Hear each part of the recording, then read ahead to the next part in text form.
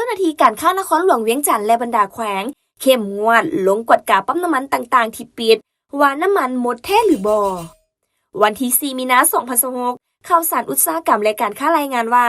เจ้าหน้าที่การค้านครหลวงเวียงจันทร์สมทบกับแผนกอุตสาหกรรมและการค้าบรรดาแขวงได้ลงเคลื่อนไหวติดตามและกวดกาบรรดาหัวหน่วยธุรกิจปั๊มน้ำมันและผู้ประกอบการอย่างใกล้ชิดการลงกวดกาครั้งนี้แม่นเพื่อกวดกาติดตามการให้บริการว่ามีการกักตุนน้ำมันหรือปิดปั๊มโดยพลการหรือบ่พร้อมทั้งตรวจสอบตัวจริงว่าปั๊มที่ปิดนั้นมีน้ำมันเหลืออยู่ในสั่งหรือบ่ถ้าพบว่ามีน้ำมันอยู่แต่มีเจตนาปิดเพื่อเก็งกำไรต้องสั่งให้เปิดบริการทันที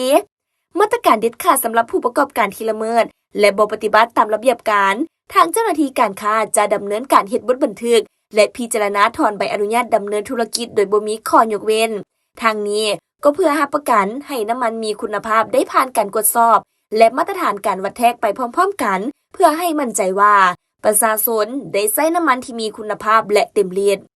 การลงเคลื่อนไหวติดตามกฎการในครั้งนี้แม้นหน้าที่ของพวกเขาที่จะรับประกันในการคุ้มครองการนำเข้าการแจกย้ายและการติดตามการให้บริการของหัวหน่วยธุรกิจในขอบเขตทั่วประเทศและพร้อมที่จะใช้มาตรการเด็ดขาดกับผู้ที่สร้างความปั่นป่วนต่อเศรษฐกิจและสังคมในสภาพปัจจุบันนี้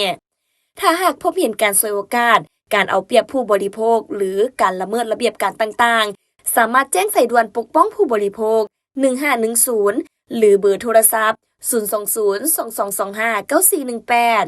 020 2225 9418หรือ020 5561 5256 020 5561 5256ได้ในโมงราชการเพื่อให้เจ้าหน้าที่ลงแก้ไขได้อย่างทันท่วงที